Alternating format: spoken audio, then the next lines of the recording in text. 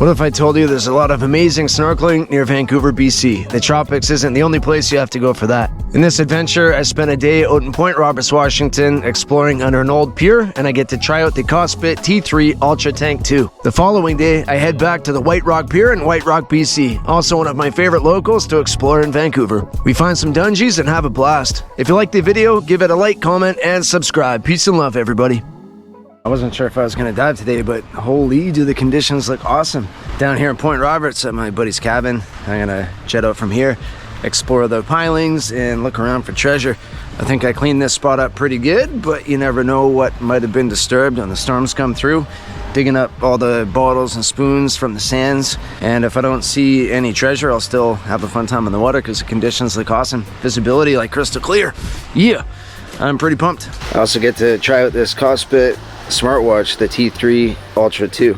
It has over 170 sport modes, which is insane. Bluetooth calling, GPS tracking, and not only that, it's extremely stylish, so I'm pumped to give this a go. It has a water rating of I believe 50 meters, not like I'm diving that deep, but really cool. I don't like diving with a dive computer. I find them a bit of a distraction, but having a fitness watch that tells me the time could be right up my alley, so I was keen on trying it out. I was thinking about bailing on today.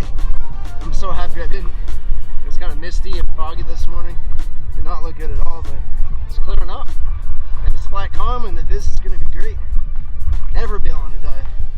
So you never know what you're going to miss. I was surprised the strap fits my wrist really nicely, but also goes over 7 millimeters of neoprene from a wetsuit and the dive glove, so 14 mils plus my wrist. So yeah, very, very comfortable strap, so I was stoked on that. I was just as stoked on the conditions. Look at the water, it's phenomenal. And to think I was going to bail on this dive, I'm so happy I didn't. Doesn't get any better than this, does it?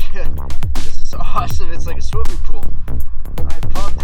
Okay, so good from far from good. That's a lie, it wasn't far from good, but it wasn't as good as I thought it was going to be. As you can tell here, the water's a bit foggy, but the conditions were still great. I could still clearly see the bottom while I was at the surface. And the watch 2 was also holding it down. It's made from stainless steel, has Gorilla Glass, whatever that means. I think it just means it's extremely durable, and I don't have to worry about breaking it. I was finding Dungeness, the season is shorter in the States, and I don't have a US license, so they're all closed in the area. Plus, I don't have a license, but cool to see all the large dungeons kicking it. I saw this great sculpin again. They love this type of habitat. That wasn't a zombie one, though. It actually looked like it was in decent health, which was good as well. These pilings are from a pier that was constructed, I believe, in the 1920s, and it was destroyed. Don't quote me on this, but I believe the 1970s during a storm, and it was never rebuilt, unfortunately. It would be really cool and probably good for their economy if they had a pier like that down there currently in 2025. I forgot my catch bag again, so I was using these pilings to my advantage. I was finding the northern kelp crab on the bottom, some nice starfish. The conditions were great and the clarity was pretty decent. And here's the thing, like I dive off the west coast of Vancouver Island. I dive all over Vancouver Island for that matter. A couple dives before this one, I saw humpback whales, sea lions all over the place, and octopus. I'm not too proud to dive in Tsawwassen or White Rock and look around in a muddy flat because you never know what you're going to see or what you're going to find. These bottles there, well, they weren't overly old, but still surprising to find them after, I don't know, 30, 40, maybe even 50 years in the sands, or longer for some. The anemones growing on these pilings were really cool. I always wonder, we can't smell underwater humans, but fish can. I wonder if these smell like roses. Probably not, but I do wish we had that ability to have a scent underwater, be more like a fish and track down our prey. The watch, by the way, that I'm using, it does not have a freediving or scuba mode. It is good for 50 meters, confirm that, but it does have swimming modes. It has 170 different sport modes. I don't play 170 different sports, but it does have swimming mode, which I'm probably going to try when I'm in the water to see how many calories I burn. It has skateboarding mode, and some of you know I skateboard. It has boxing mode, and I'm a boxer, so I haven't tried those settings yet, but I will. And what that means is the settings are fine-tuned to the sport that you're engaging in, so it's going to keep track a little bit closer. When I go to Bermuda, when I travel abroad, I get picked up. I don't have a cell phone, and I don't like leaving my stuff on the shore, and I'm always kind of guessing when I need to get out of the water, so having this fitness watch when I'm abroad getting picked up is also going to be beneficial. Jasmine has a vehicle now, so she can pick me up from time to time, and I'll probably utilize the watch for the same reason. This right here I call the Periwinkle Hotel. They were all over the place, probably mating or multiplying, something like that. I was really hoping to find a big skate on this dive, but I had no such luck. This right here was a starry flounder. I really like this shot. It just kind of casually swims away from me off into the abyss. And to think I was gonna bail on this dive. What were you thinking, Chris? You're crazy. It's kind of cool. I think I found something. Look where I am. I was way offshore. Like random, but... So fishing boats would have anchored off here 100 plus years ago, and I'm almost positive that's where this bottle would have come from, and it's going to be added to my ever-growing collection. Sorry, Jasmine. Yeah, bottle's clearly got some age and bossy. That's cool. I bet you this is an easy 100 years old. I'll read it when I'm on shore. Maybe I can get the age on it. Some information. Neat. That is a cool find. Look at this guy. Burnett's Standard Flavoring Extracts. It's hard to tell, but it does have a blue hue to it.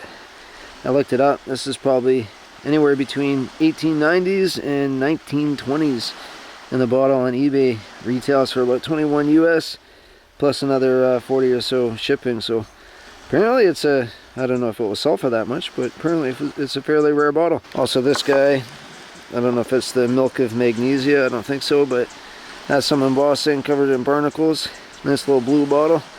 Jasmine will like that for flowers. So down to business, this watch is awesome. I have never been really interested in a fitness watch, but it was offered up to me for free and I was more than happy to try it out. And I'm also more than happy I have it. It has a compass, a barometer. It keeps track of my steps, my blood pressure, my O2 levels, my heart rate.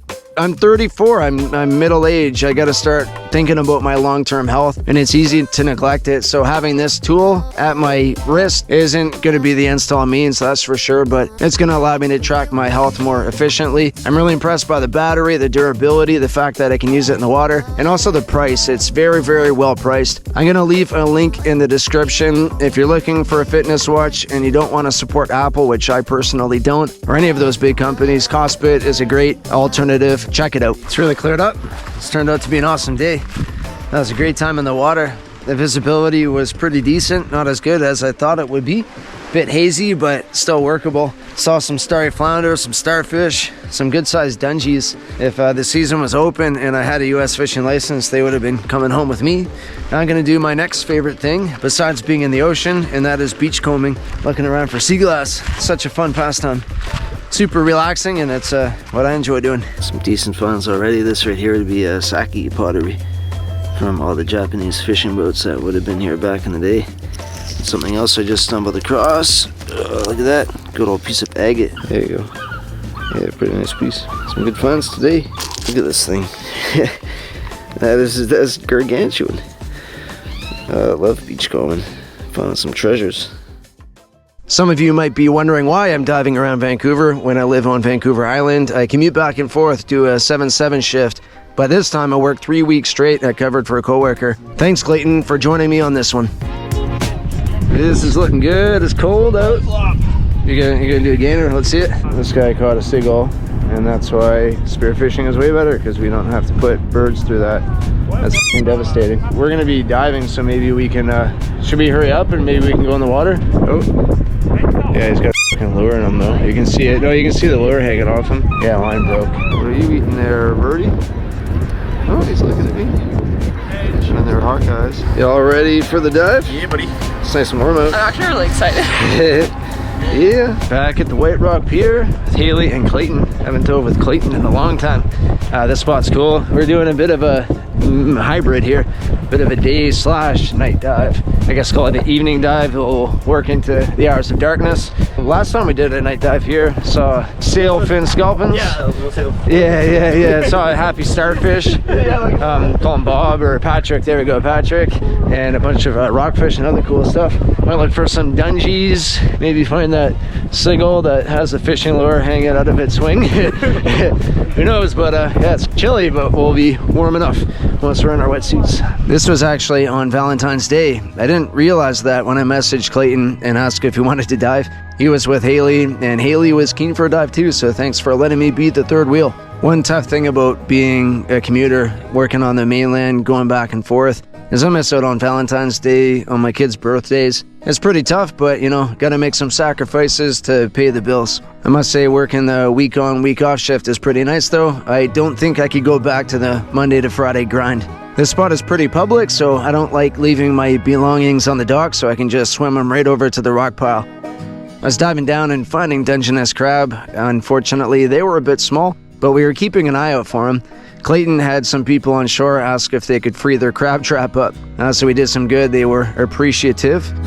I found this gimbal for a phone. I speculate somebody had it on their paddleboard and it probably fell off into the ocean. I picked it up and I brought it to the shore. My goal was to grab it on the way out. I forgot my catch bag in my vehicle, and unfortunately I also forgot the gimbal on the rocks, so I'll have to go back for it another day. At least it's not in the ocean leaching chemicals into the water, so that's a win. We didn't see a whole lot of life compared to the times before. Last time I dove here, I think it was back in March, we saw a bunch of herring. Erin, she was with us and she saw dogfish. I missed it, but we found Dungeness, a lot of dead ones, but no real keepers besides one towards the end, and no schools of fish. I didn't even see a rockfish the whole entire time. The highlight of the dive, believe it or not, was the fact that we were in the water in February, and also the sunset. It was absolutely beautiful. I found these abandoned crab traps, some kelp crabs on top of them. Found this Dungeness. I was almost positive it was a keeper, but brought it up to the surface. It was small. Got a nice thumbnail out of it though, at least. The regs don't allow you to set crab traps at night, but they don't say anything about diving for them.